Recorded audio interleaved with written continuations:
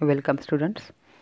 Last लेक्चरमध्ये आपण light reaction हा भाग पाहत होतो, ज्यामध्ये क्लोरोफिल ए पिगमेंट जो आहे जो फोटो एक्साइट होतो आणि सोलार एनर्जीचं रूपांतर ATP केमिकल एनर्जीमध्ये करतो. That is the essential pigment आणि असेसरी पिगमेंट्स आणि त्यांच्याद्वारे तयार होणाऱ्या फोटोसिस्टीम 1 आणि 2 हा भाग आपण पाहिला. तर आजच्या लेक्चरमध्ये ॲक्च्युअल फोटोफॉस्फोरिलेशन काय आहे आणि कोणत्या पद्धतीने होते हे आपल्याला पाहायचं आहे. Photophosphorilation, formation of ATP in the chloroplast in presence of light or sunlight is called as photophosphorilation. ज्या क्रियेमध्ये क्लोरोप्लास्टमध्ये सनलाईटचा वापर करून chemical energy that is ATP molecules तयार होतात, त्या स्टेपला आपण फोटोफॉस्फोरिलेशन असं म्हणतो. It takes place in 2 forms. 2 मेथडनी होत असते. एक आहे सायक्लिक फोटोफॉस्फोरिलेशन आणि दुसरी आहे नॉन सायक्लिक फोटोफॉस्फोरिलेशन. तर पाहू cyclic photophosphorylation. Illumination of photosystem 1 causes electrons to move continuously out of the reaction centre of photosystem 1 and back to it. आता सायक्लिक फोटोफॉस्फोरिलेशनमध्ये फक्त एकच फोटोसिस्टीम आणि ती म्हणजे फोटोसिस्टीम 1 ही भाग घेत असते.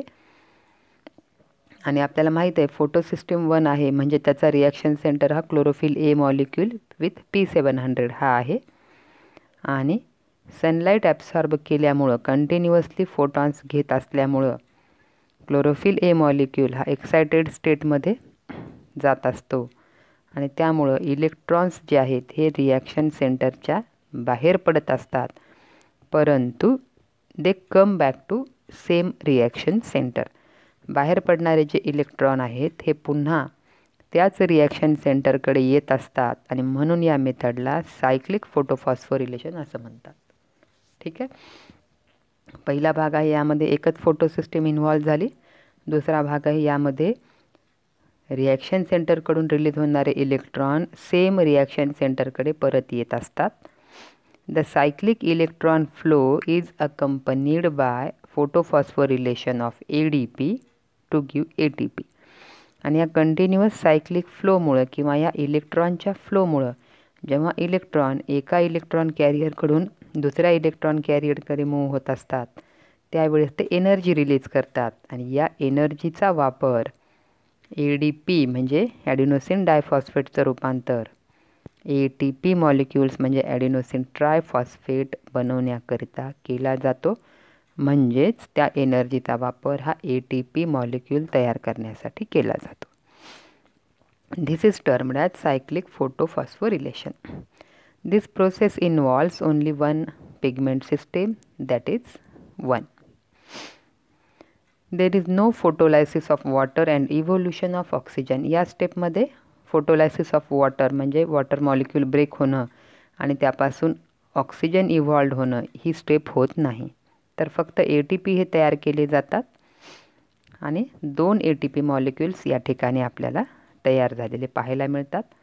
साईडला फिगरमध्ये बघा, लाईट एनर्जी ॲब्सॉर्ब केली PS1 फोटोसिस्टीम 1नी, ज्याचा रिॲक्शन सेंटर आहे P700 आणि त्याने इलेक्ट्रॉन हे हायर एनर्जीमध्ये जे रिलीज झालेले इलेक्ट्रॉन होते ते बघा FRS, फेरिडॉक्सिन, सायटोक्रोम B6, सायटोक्रोम F आणि प्लास्टोसायनिन या इलेक्ट्रॉन कॅरियरवर हा इलेक्ट्रॉन रोटेट होत असतो आणि प्लास्टोसायनिनद्वारे तो पुन्हा सेम रिॲक्शन सेंटर PS1कडे वापस येतो. बरोबर आहे. म्हणजे इलेक्ट्रॉन जिथून बाहेर पडले त्याच स्टेपला परत येत आहेत, म्हणून या मेथडला सायक्लिक असं म्हणायचं. फोटोफॉस्फोरिलेशन का? बघा, इलेक्ट्रॉन जो आहे FRS फेरिडॉक्सिन रिड्युसिंग सबस्टन्स जो आहे तो पहिल्यांदा त्याला ॲक्सेप्ट करेल. मग ते इलेक्ट्रॉन फेरिडॉक्सिनकडे जातील. फेरिडॉक्सिनकडून सायटोक्रोम B6कडे मूव्ह होत असतात आणि ही मूवमेंट होत असताना एनर्जी रिलीज होते, ज्याचा वापर ADP ज्यामध्ये एक इनऑर्गॅनिक फॉस्फेट आणखी ॲड केला जातो आणि ATP मॉलिक्यूल तयार होतो. हा पहिला ATP मॉलिक्यूल या ठिकाणी तयार झाला आहे कुठे? फेरिडॉक्सिनपासून सायटोक्रोम B6कडे मूव्ह होत असताना. आता दुसरा ATP मॉलिक्यूल हा जेव्हा सायटोक्रोम B6 पासून सायटोक्रोम Fकडे मुवमेंट आहे इलेक्ट्रॉनची, त्यावेळेस दुसरा ATP मॉलिक्यूल तयार झाला. अगेन सायटोक्रोम F पासून प्लास्टोसायनिनकडे इलेक्ट्रॉन मूव्ह होतो आणि शेवटी प्लास्टोसायनिनकडून फोटोसिस्टम 1कडे तो परत येतो आणि ही मुवमेंट होत असताना त्यांनी 2 ATP मॉलिक्यूल तयार केले. या ठिकाणी वॉटर मॉलिक्यूलसुद्धा ब्रेक होत नाहीत, म्हणजे त्यांचं फोटोलायसिस होत नाही आणि त्यामुळं ऑक्सिजनसुद्धा या ठिकाणी रिलीज होत नाही. एकाच फोटोसिस्टमची इन्व्हॉल्वमेंट असणारी ही स्टेप आहे सायक्लिक फोटोफॉस्फोरिलेशन. बरोबर आहे. ATP मॉलिक्यूल तयार झाले परंतु सायक्लिक मॅनरने तयार झाले, म्हणून या स्टेपला सायक्लिक फोटोफॉस्फोरिलेशन असं म्हणतात. आता दुसरी स्टेप आहे non cyclic photophosphorylation. It involves both PS1 and PS2 फोटोसिस्टीम. आता यामध्ये PS1 आणि PS2 दोन्हीही फोटोसिस्टीमचा वापर होतो. सायक्लिकमध्ये फक्त एकच फोटोसिस्टीम वापरलेली आहे. In this case, electron transport chain start with a release of electron from PS2. आता यामध्ये सुरुवात ही PS2 या फोटोसिस्टीमद्वारे होते आणि या PS2 द्वारे सनलाईट ॲब्सॉर्ब झाल्यामुळं, फोटॉन ॲब्सॉर्ब झाल्यामुळं इलेक्ट्रॉन हे एक्सायटेड स्टेटमध्ये जातात आणि त्या ठिकाणाहून ते रिलीज होतात. In this chain, high energy electrons released from PS2 do not return to PS2. बघा, जसं आपण पाहिलं सायक्लिकमध्ये जे PS1 पासून रिलीज होणारे जे इलेक्ट्रॉन आहेत ते वापस PS1कडे येतात, तसं या ठिकाणी होत नाही. जे इलेक्ट्रॉन PS2 कडून रिलीज झालेत ते do not return to PS2 again, तिथं ते परत येत नाहीत. बट मग जातात कुठे? But after passing through an electron transport chain they reach to PS1. PS2 कडून ते वेगवेगळ्या इलेक्ट्रॉन कॅरियरद्वारे PS1पर्यंत जातात, which in turn donate it to reduce NADP to NADPH. आणि त्या ठिकाणाहूनही ते परत न येता PS1द्वारे रिलीज झालेले इलेक्ट्रॉन हे NADP जो आहे रेड्युसिंग फॅक्टर त्याच्याकडे जातात, तो त्यांना ॲब्सॉर्ब करतो आणि त्यांचं रूपांतर NADPH यामध्ये होते. NADP काय आहे? निकोटिनामाइन ॲडेनाइन डायफॉस्फेट हा एक कोएन्झाईम आहे. The reduced NADP is utilised for reduction of carbon dioxide in dark reaction. आता ह्या NADPHचा वापर कुठे होतो? पुढे होणारी जी डार्क रिॲक्शन आहे त्यामध्ये कार्बन डायऑक्साईडचं रिडक्शन करण्यासाठी हा NADPH वापरला जातो. Electron deficient PS2 brings out oxidation of water molecule. आता बघा, आपल्याला माहीत आहे की जेव्हा क्लोरोफिल A मॉलिक्यूल हे त्यांच्याकडचे हाय एनर्जी इलेक्ट्रॉन्स हे जेव्हा रिलीज करतात तेव्हा ते आयोनाइज्ड स्टेटमध्ये जात असतात. तसं आता PS2ने जेव्हा इलेक्ट्रॉन रिलीज केलेला आहे तेव्हा तो कोणत्या स्टेटमध्ये जाईल? आयोनाइज्ड स्टेटमध्ये जाईल आणि अशा वेळेस तो ऑक्सिडायझिंग एजंट म्हणून काम करतो आणि वॉटर मॉलिक्यूलचं ऑक्सिडेशन करतो. वॉटर मॉलिक्यूलचं ऑक्सिडेशन झाल्यामुळे काय झालं? Due to this protons, electrons and oxygen atoms are released. आपण कालच्या व्हिडिओमध्ये पाहिलं की PS2 हे ऑक्सिजन इव्हॉल्व कशी करते किंवा ऑक्सिजन हा येतो कुठून? तर वॉटर मॉलिक्यूल जे आहेत हे स्प्लिट होतात. बरोबर आहे. 4 वॉटर मॉलिक्यूल स्प्लिट होतात आणि त्यांच्यापासून काय काय रिलीज होते? मग 4 इलेक्ट्रॉन हे रिलीज केले जातात, 2 वॉटर मॉलिक्यूल तयार होतात, 2 प्रोटॉन रिलीज केले जातात आणि 1 ऑक्सिजन मॉलिक्यूल हा रिलीज केला जातो. बरोबर आहे. आणि तेच प्रोटॉन, इलेक्ट्रॉन आणि ऑक्सिजन हे रिलीज होतात. त्यापैकी electrons are taken up by PS2 itself to return to reduced state. त्यापैकी आता हे इलेक्ट्रॉन परत कोण घ्यायला आहे? PS2 घ्यायला आहे. बरोबर आहे. आता तुम्ही म्हणाल PS2ला वापस इलेक्ट्रॉन मिळालेत, परंतु जे इलेक्ट्रॉन त्यांनी रिलीज केले होते ते आहेत का? नाही. वॉटर मॉलिक्यूलच्या ब्रेकडाऊनमुळे तयार झालेले इलेक्ट्रॉन त्याला मिळालेत. तर प्रोटॉनचं काय होतं? H+ आयन्स जे आहेत they are accepted by NADP and oxygen is released in the atmosphere as a byproduct. As in this process, high energy electrons released from PS2 do not return to PS2. It is accompanied with ATP formation. This is called as non-cyclic photophosphorylation. म्हणून आता जे electron PS2 द्वारे release झालेले आहेत ते परत PS2 कडे येणार नाहीत आणि ATP मॉलिक्यूल तयार होतात. म्हणून या स्टेपला नॉन सायक्लिक फोटोफॉस्फोरिलेशन असं म्हणायचं. Thus, during photochemical reaction, photolysis of water takes place. Oxygen is released. आणि या स्टेपमध्ये किंवा नॉन सायक्लिक फोटोफॉस्फोरिलेशनमध्ये वॉटर मॉलिक्यूल ब्रेक होतात, त्यामुळे ऑक्सिजन हा रिलीज केला जातो.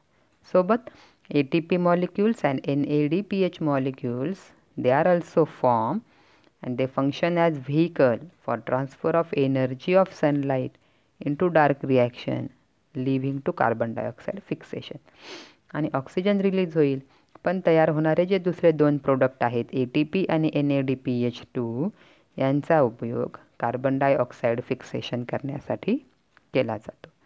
In this reaction carbon dioxide is reduced to carbohydrate. बरोबर आहे. पुढची जी डार्क रिॲक्शन येईल त्यामध्ये कार्बन डायऑक्साईड हा काय केला जातो, रिड्यूस होतो आणि त्यापासून कार्बोहायड्रेट्स किंवा ग्लुकोज तयार केले जातात.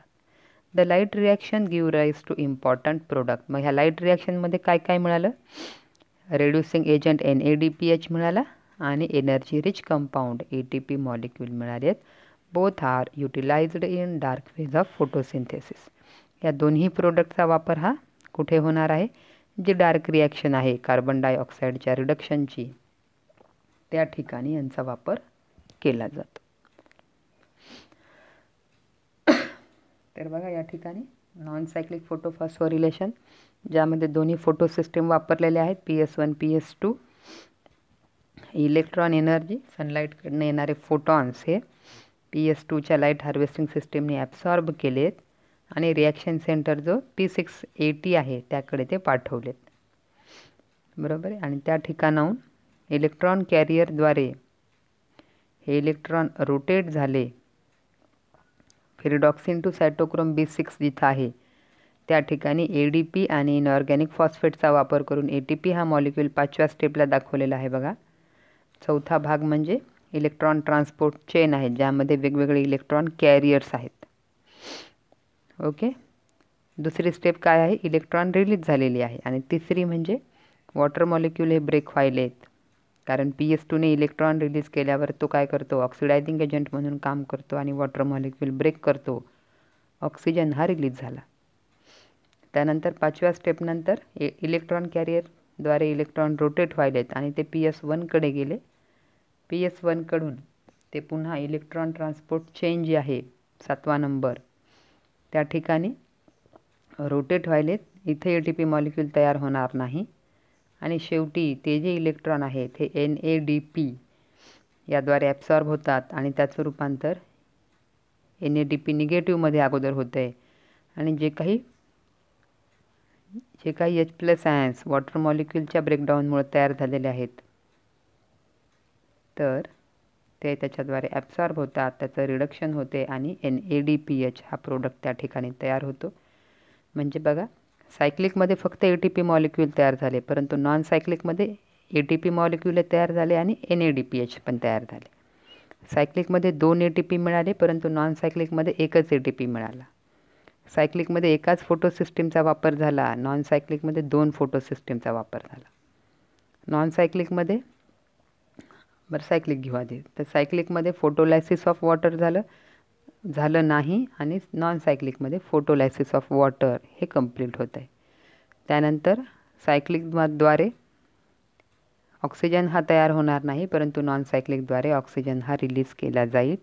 अशा पद्धतीने आपल्याला दोघांमध्ये डिफरन्स पाहायला मिळेल. दिस इज लाईट रिॲक्शन ज्यामध्ये ATP आणि NADPH मॉलिक्यूल तयार झाले जे डार्क रिॲक्शनमध्ये वापरण्यात येतील. बरोबर आहे. दिस इज अबाउट लाईट रिॲक्शन जी की ग्रॅनामध्ये होणार आहे, कारण क्लोरोफिल पिगमेंट हे कुठं आहेत, ग्रॅनामध्ये आहेत. त्यामुळे रिॲक्शन ही ग्रॅनामध्ये होईल. नेक्स्ट लेक्चरमध्ये आपण डार्क रिॲक्शन पाहू. तोपर्यंत क्वेश्चन सॉल्व करा आणि थँक्यू.